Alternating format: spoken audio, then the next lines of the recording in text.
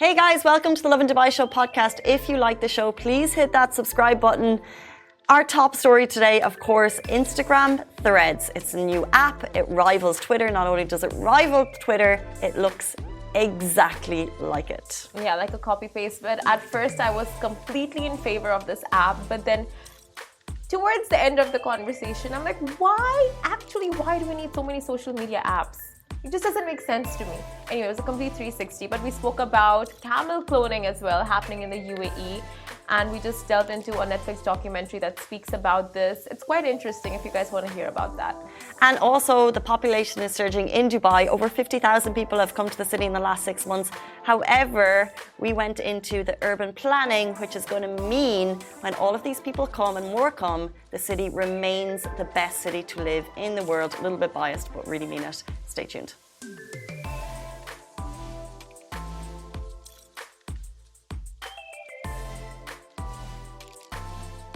Good morning, Dubai. Welcome back to the Lovin Dubai Show, where we go to the top trending stories that everyone across the country is talking about. Our top story today, Instagram Threads are here. We'll also be talking about Dubai's population has gone up by 50,000 in just 6 months. We're also talking about the Netflix documentary, King of Clones. Have you watched it? We want to get your thoughts on it. Okay, so like you all heard, one of the stories for today is Threads, and it's a new app, and that means a lot of change for a lot of people. Another change on social media and how we consume it. So I want to ask. I don't like change.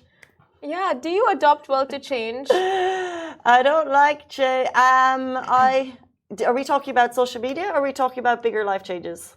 Just change in general. No, not social media. Like in generic, change as a whole. Like in any aspect of your life, like personal, professional, anything. Like, are you adaptable to change easily? I think so. Yeah. Give me more specifics. What do you think? Okay.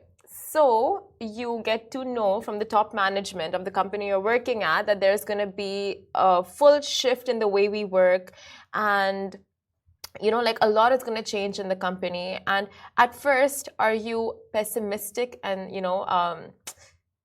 skeptical to the change? Or are you straight away like optimistic and like, okay, let's see how we can do this. Let's see how we can adapt and change our ways, and how I can change myself. Well, of course, this is going to lead us into our top conversation today, which is, for example, something major has launched in social media, which is Instagram Threads. So are we adaptable to that change? But you have to be. Yeah, you have to be. But how are you though? Does it take you a while and then you get there, or are you always like from the beginning you're just like no, I hope they like make the change go away? Do you think it's very dependent on what it is? So for example, Threads, social media, something that we can get, something we can talk to our friends about, I'm quite quick to jump on it. Yeah. However, if you're giving me, for example, a change in how we do our expenses every month, and I need to like download a different Excel sheet, and I need to learn a formula, I'm less adaptable to that change because I don't understand it. I'm more resistant. But if it's something I can understand easily and something I'm passionate about, of course I'd be easy to adapt. That's so interesting. You said such a valid point. Like if you don't understand it, then you're more like more likely to oppose and resist it. But if you understand it, then you're likely to accept it. So this book I was reading that Richie gave, it's called Our videographer. He's just so like insightful into these like small tips and tricks of life. And he gave me this book, and it's called Who Moved My Cheese, and basically just explains how you need to like change is inevitable. So you need to learn how to like just take it on board from the very beginning. If not, you'll just stay back and you'll lose out. So that goes into, be it any aspect like work, be it social media, be it your private life, personal life. And basically, it's like you don't have to like change as in like if you're not happy with something, or like change your ways, change out of the job, or change your relationship or anything. It's like you can change your behavior and your attitude. Yes, Simran, 100%. Yeah. And I think that's a massive lesson for us all continuously, because life is always evolving.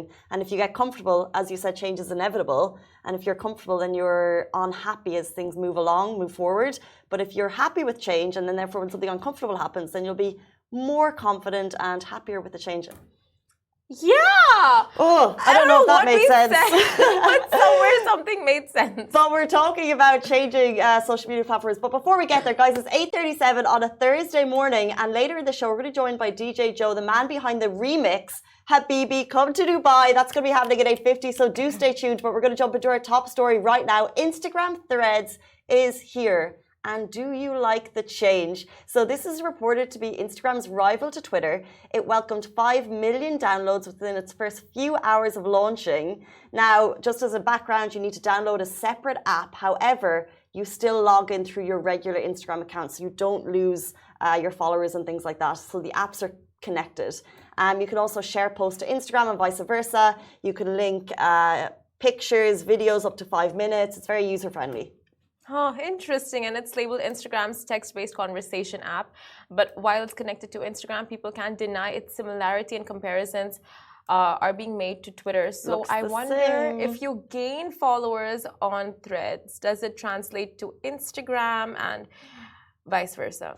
But the main question is, do the wider population care? Do they care? Are you downloading it first thing in the morning? You see the bigger creators, of course, it's quite natural for them to jump onto a new platform because they're going to gain followers from that, to be the first ones there, try and kind of land grab. But does the regular user look for a new platform? Do you feel like you need another platform?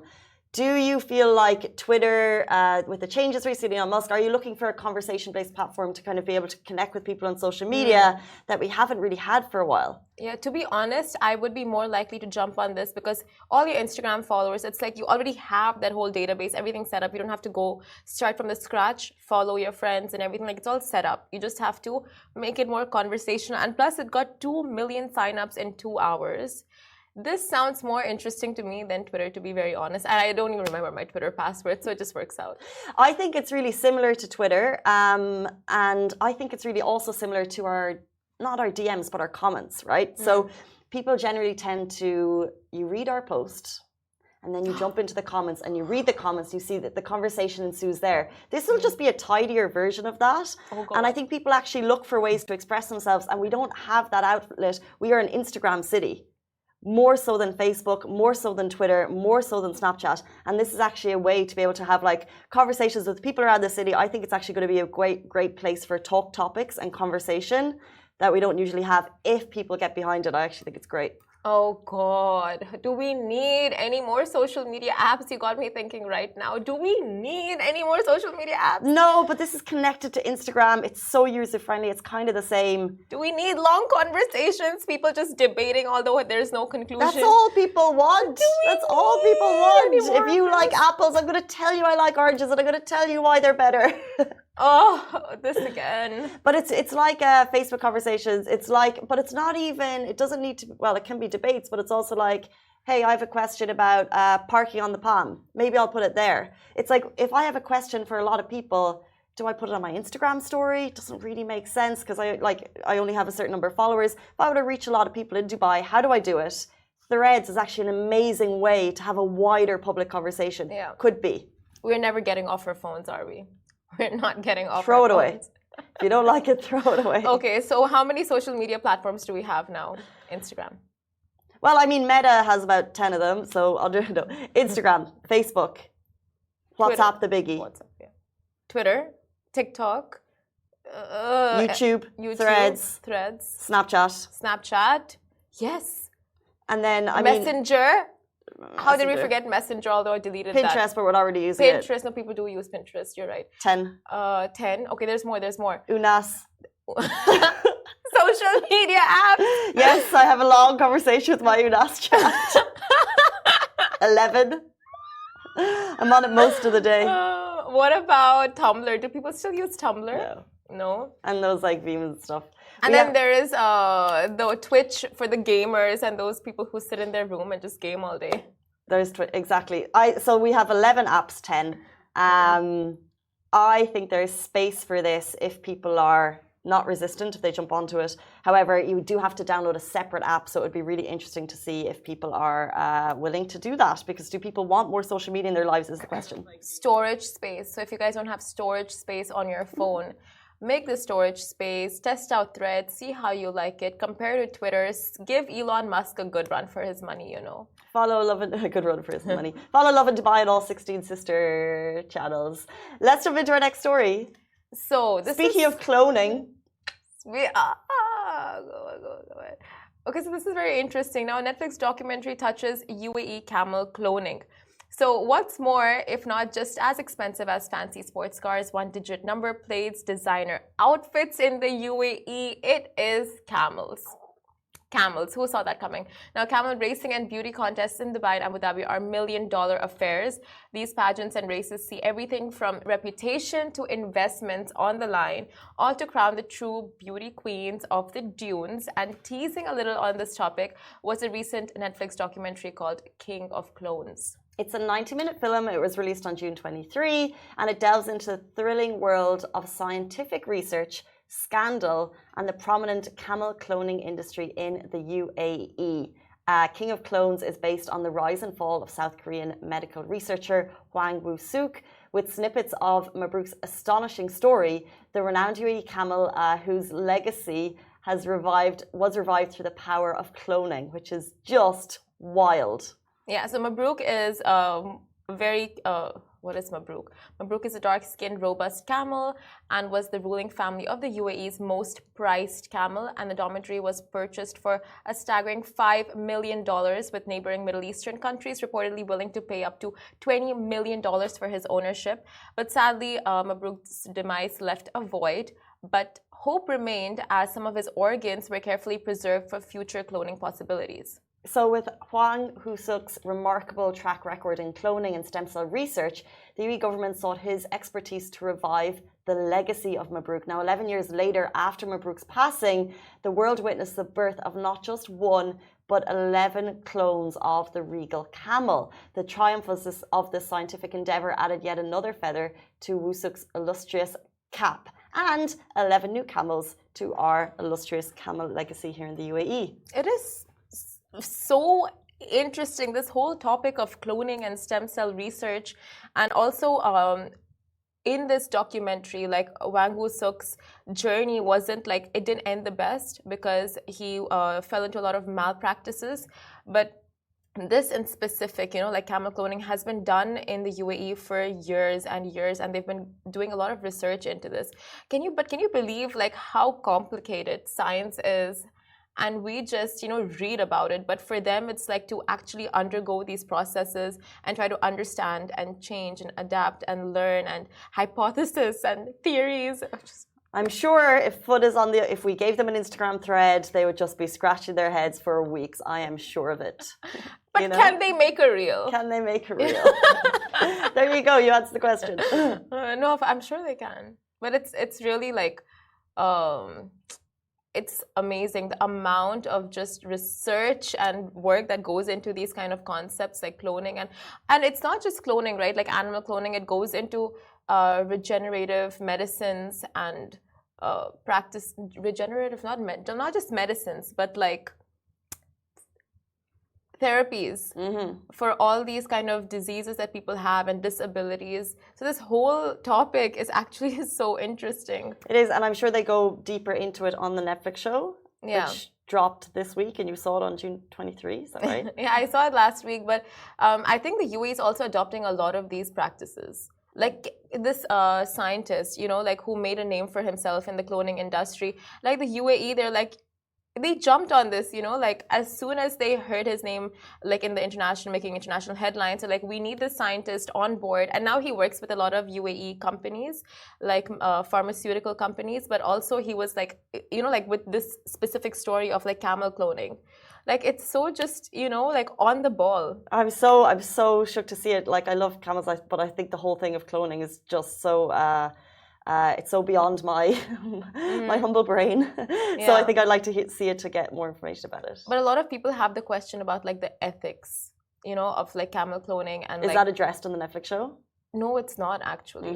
It's not. It's addressed with like human cloning, but they don't address with animal cloning in specific, because it's like to do with eggs, human eggs, and nucleus, and all of the DNA is being extracted. So it's like a whole bunch of like, you know, when you go into testing.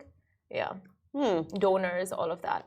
Well, there you go. Cloning. The Netflix show is called King of Clones, and it's live now. If you've seen it, let us know your thoughts. Jumping into a story that's a little bit more close to home, Dubai's population is up by 50,000 people in just 6 months. Dubai is known for its rapid growth and iconic skyline, as you guys know, but yet we've seen another surge in its population. So according to recent data from the Dubai Statistics Center, the Emirates population surpassed 3.6 million at the end of June, while it stood at 3.55 million at the beginning of 2023. So what does this mean? This means the surge in population is in fact down to prove Dubai is a global hub for business, tourism, and of course employment opportunities, which we talk about so much. For example, the surge in Emirates, who is also looking for more employees. Exactly. And at the beginning of the year, Dubai's population stood at 3.55 million, meaning that within a span of half a year, the city witnessed a notable influx of people, and Dubai's government has long recognized the importance of urban planning in ensuring sustainable development and improved quality of life for its residents.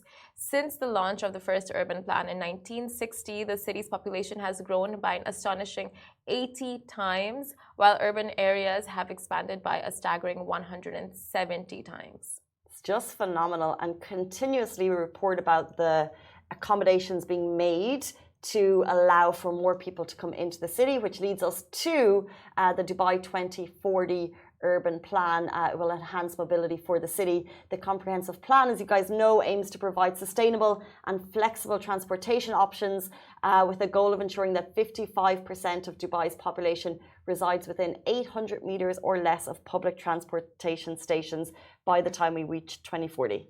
Woohoo!